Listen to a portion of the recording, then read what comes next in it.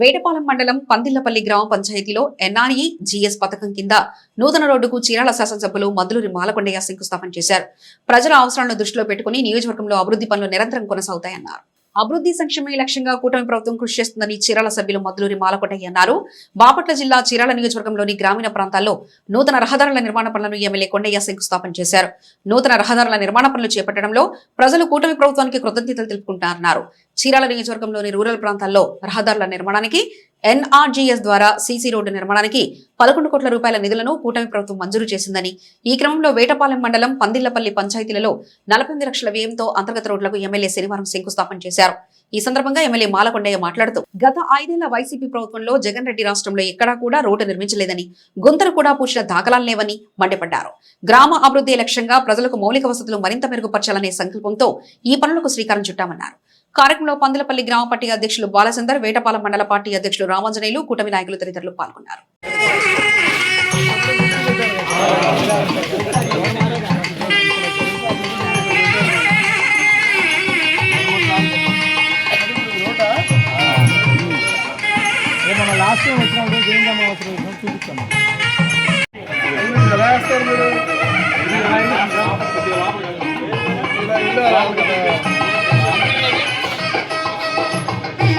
కొంచెం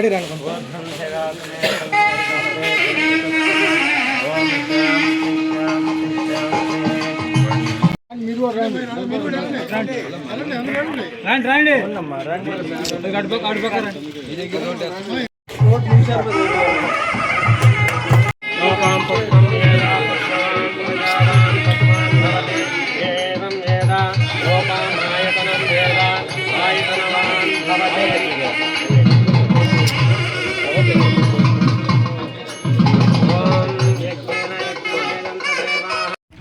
అన్న మీరందరూ కొద్దిగా సైడ్గా నిల్చోండి.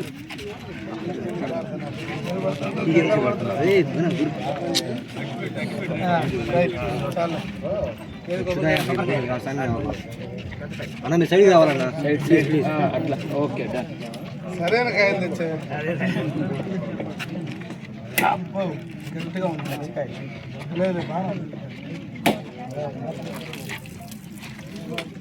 వద్దులాలి ఫణి గారి నాయకత్వం, వద్దులాలి ఎమ్మెల్యే ఫణి గారి నాయకత్వం.